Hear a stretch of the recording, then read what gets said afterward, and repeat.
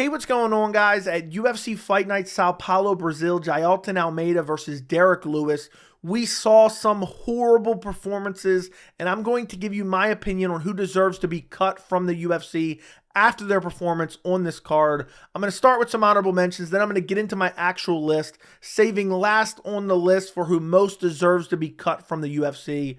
And there's going to be some fighters on this list that you disagree with. I think there's going to be one that people are really outraged about, but I don't think it's that crazy to put him on this list. But starting off with the first honorable mention, and that is Abus Magomedov. Abus Magomedov loses a decision to Caio Borralho, and he just has no cardio. The output for this fight wasn't even that crazy. It's not like he was going balls to the wall like he did against Sean Strickland, and he still gassed out in the third round. The only reason he's an honorable mention instead of actually on the list is because he took this fight on short notice. Had he not took this fight on short notice, he would have been on the list for sure. It's just crazy to me. How are you an elite level fighter? Why are you even taking these fights if you're not training cardio? You came in against Sean Strickland. You had 4 minutes of rest in the first round, and then you still gas out in the second round. Then you come in against Caio Borralho, low output, conserving your energy, and you're still gassing out in a 3-round fight. What is he training cardio at all? What is he doing? I mean, Derrick Lewis has better cardio than Abus Magomedov. So Abus Magomedov, I think it's so annoying because he has potential. I mean, look at the way he was looking in the first round against Sean Strickland. Nasty teeps to the body, lighting Strickland up on the feet, taking him down, taking his back for a brief second. It's just like the skills are there outside of the cardio.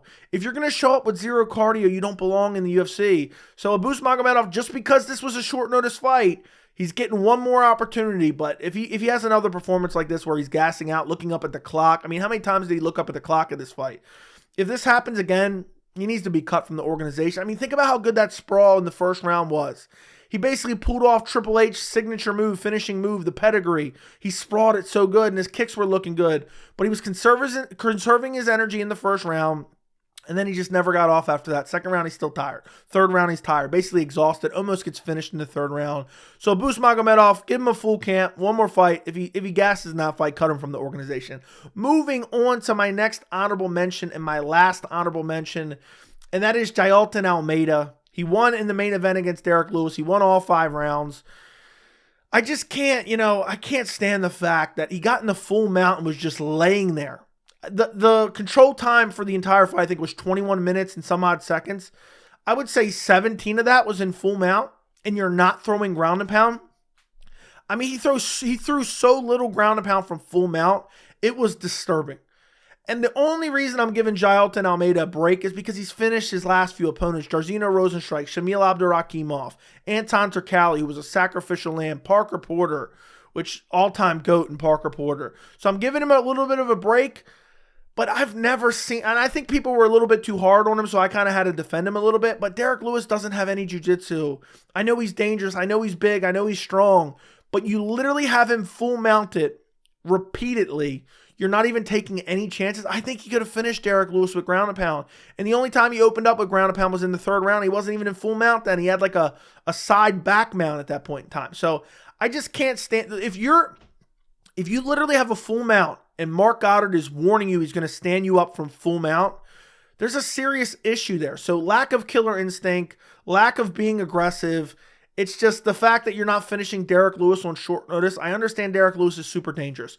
But once you got him to your world, you look for a couple arm triangles, you look for a couple rear naked chokes, why not just start ground and pounding him? And he did it in the third round, tail end of the third round, but that was pretty much it.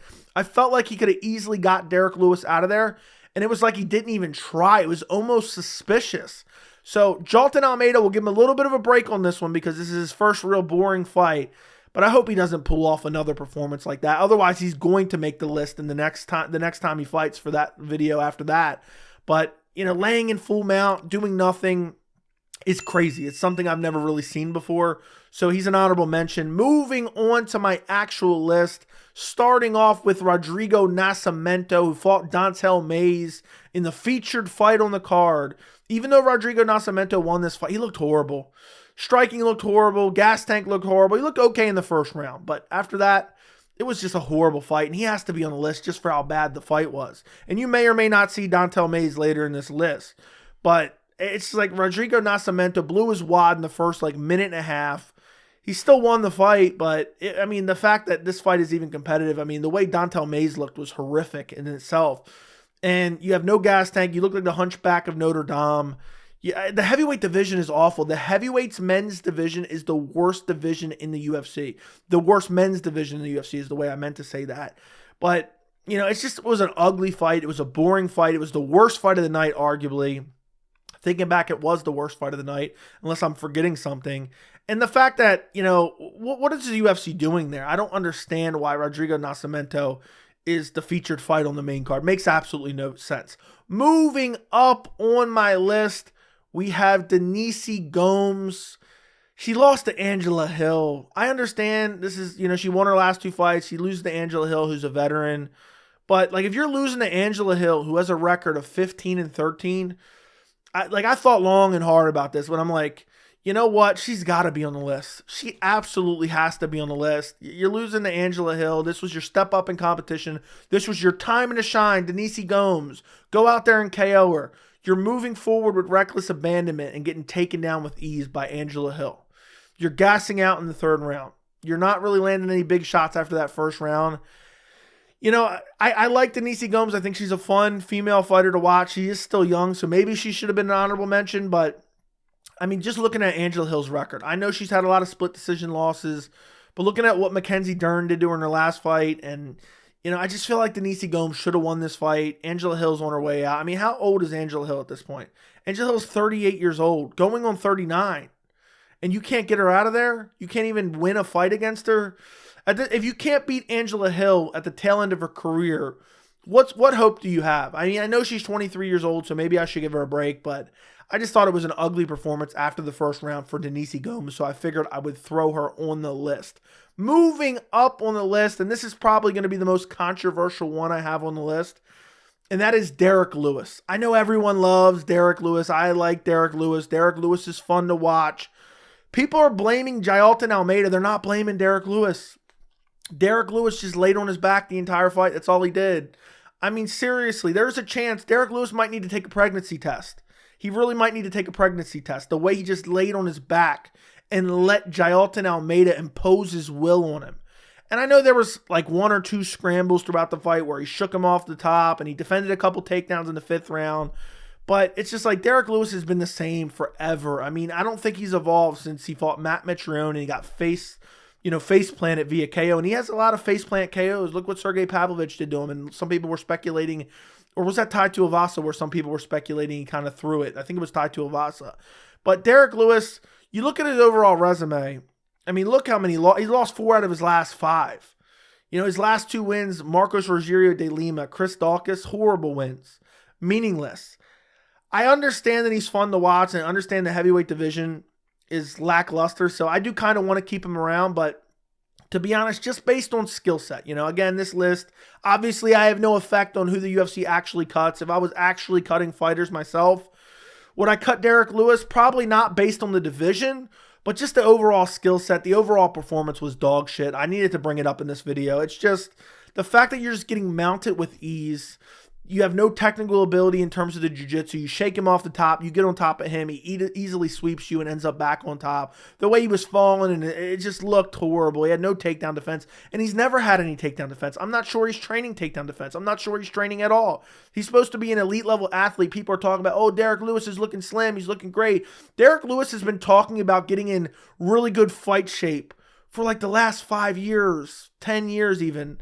I can't remember what fight it was, but he was saying, oh, we hurt his back, and he's going to really start taking it seriously. I'm trying to think of what fight that was. I think it was maybe after Alexei Oleinik. I think it was around there in the post-fight. He said, yeah, I'm going to get in really good shape. So, but Derrick Lewis, we've heard this story before. I would like to see Derrick Lewis in another promotion, to be quite honest, but I don't mind the UFC keeping him around. He's 38 years old. He's fun to watch, but still, it was a horrible performance. Too many people are focusing on Almeida as a horrible performance. This was a horrible performance from Derrick Lewis as well. Moving up on my list, next up we have Montserrat Ruiz. Absolute bum. Got destroyed by Eduardo Mora. Got taken down, dominated, finished in the 2nd round. She's been finished in her last 3 fights. And, she just doesn't have what it takes to be in the UFC. And even though it's not like that division is crazy stacked, strawweight division is decent. It's she's bottom of the barrel, really, really bottom of the barrel. It's like they plucked her off the street. She got destroyed by Eduardo Mora, I believe making her UFC debut, coming off Dana White's Contender Series. She got destroyed by Jacqueline Amorim. She got destroyed by Amanda Lemos. Her last win was against Cheyenne Velismus. She has no takedown defense. She has no ability to sweep. She has no ability to get back onto her feet. Just an embarrassment. Just an absolute embarrassment. And I just think, when you're just getting destroyed 3 fights in a row, her last win was all the way back in March of 2021. Think about how long ago that was. March of 2021. We're creeping up on 3 years since her last win. Why is she still in the UFC? She's 30 years old. I don't think she's ever going to evolve. I don't think she's ever going to be anything. And I really just believe it's time for Montserrat Ruiz to get cut. She was really in the making for potential the number 1 spot on the list. Moving on to my next cut, and this is my second to last cut. And that is whoever ordered the UFC Brazil Fight Night card. Whoever ordered this card is crazy. Nicholas Dalby, Gabriel Bonfim, okay, fine. It's a decent co-main event, and that ended up being the best fight of the night, so I have no problem with that. But Rodrigo Nascimento, Dontel Mays featured fight on the card? Why does that make any sense? You basically should have looked at a card. I mean, this card could have been so much better had it been ordered correctly. You should have Jailton Almeida, Derrick Lewis main event. I think the co-main event should have been Caio Baralho, Abus Magomedov. And I know in hindsight it didn't turn out that great. Or the co-main event should have been Renat Fakhretdinov versus Elizeu Zaleski dos Santos. But it makes no sense. It makes absolutely no sense. I mean, bare minimum, Renat Fakhretdinov, Elizeu Zaleski dos Santos should have been on the main card. Probably should have been featured fight on the card. Or if you want to keep Dalby versus Bonfim as the co-main, you make Renat versus Dos Santos as featured fight, and maybe Abus versus Baralho as the fight below that, or switch those two around. This card was all out of whack. I mean, Rodrigo Nascimento, Dontel Mays featured fight on the main card.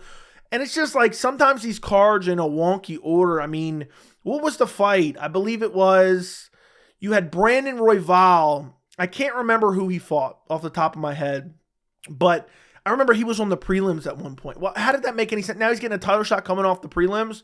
It just made no sense because it was a banger of a fight. They booked it on the prelims. So whoever's ordering these cards, I don't know what they're doing. Are they just picking names out of a hat and order cards? So fire who's ever ordering these cards, because a lot of the time they're just completely out of whack. And this was one of those cards where it really just rubbed me the wrong way in advance. I knew this all week. I've been saying, how is Rodrigo Nascimento Dontel Mays featured fight? Makes absolutely no sense and was a horrible decision and turned out horrible as well with a horrible fight. So fire whoever's ordering these cards. Moving on to my number 1 cut, and I'm assuming you guys can guess who my number 1 cut is, and that's Dontel Mays. He's a legit garbage can. He's a legit garbage can. He fights like a really horrible bum version of TJ Dillashaw at heavyweight. I mean, he keeps his hands down low. He tries to move, but he doesn't have any movement. He tries to counter, but he doesn't land. He's slow. I mean, at this point, Dontel Mays, I think a guy from the Kentucky State Fair could easily beat Dontel Mays. Dontel Mays needs to be cut and sent to the Kentucky State Fair. Striking is slow. Fight IQ is horrible. And I know people are going to make jokes about, oh, who are you? He looks out of shape. They're talking about 30 pounds of muscle he added on. I don't see that. And the point is, these guys are supposed to be professional athletes. If you're a professional athlete showing up, you should at least be in shape. And then Dontel Mays, I mean, his last win over Andre Arlovsky. Andre Arlovsky's a dead corpse. Not a good win. Fight before that lost to Augustus Sakai, who I'm not even sure is on the roster anymore.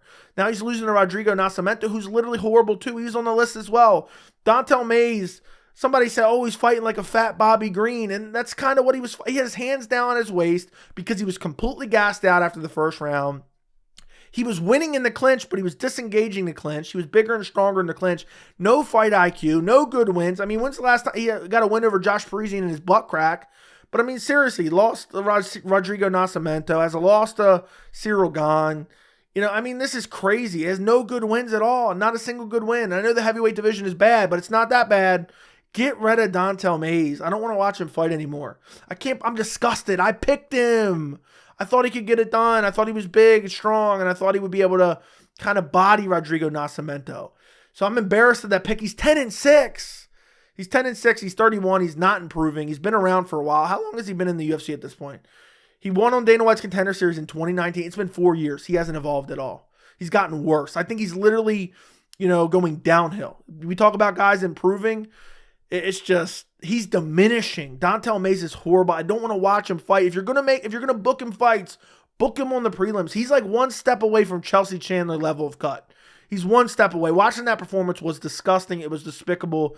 And it just didn't appear to be a high-level athlete in there. It appeared like, okay, we just pulled a guy off the street and we said, hey, you want to box or you want to fight MMA? I don't know why I said box, I guess, because I'm thinking of freak show boxing matches. But it's just crazy. Cut Dante Almeida, send him to the Kentucky State Fair. I'm not even sure if he can make it at the Kentucky State Fair. He doesn't deserve $150 in a funnel cake. I just don't think, it's just horrible fighter, horrible game plan, horrible skill set. Obviously, Rodrigo Nascimento made the list too, so cut them both. And why is it featured fight on the card? Disgusting, despicable, worst performance of the night. Worst performance of the night, horrible fight, and the fact that it was featured fight on the main card, absolutely disgusting. If I was a UFC Brazil audience member, I'd have been pissed. I'm wasting my time watching Dante Almeida literally do absolutely nothing all fight and be gassed out. I'd have been disgusted, but that is my full list. As far as who's actually going to get cut, Montserrat Ruiz has to get cut. No way Derrick Lewis is getting cut. Does Denise Gomes get cut? Maybe. Rodrigo Nascimento not getting cut. Probably Dante Almeida not getting cut, but he really should be. So basically, Montserrat Ruiz is definitely the shoo-in for a cut on this card. But this card was it only had 10 fights. There wasn't a lot of fighters on this card. So maybe they all are saved. I don't think Montserrat Ruiz gets saved. I think everyone else might be safe. We'll see. Maybe Abus Magomedov does get cut, depending on his contract situation. We'll see. And there was someone else saying this was his last fight on his deal. Can't remember who that was off the top of my head because now I'm recording a video at 3 a.m. I'm recording it the night of the fight. But maybe he gets cut too because the UFC doesn't want to re-sign him, doesn't want to pay him. But yeah, that's my list. If there's anyone I missed, let me know down in the comments. If there's anyone that shouldn't have been on the list who was, let me know down in the comments. Like the video, subscribe to the channel, and thank you so much for watching.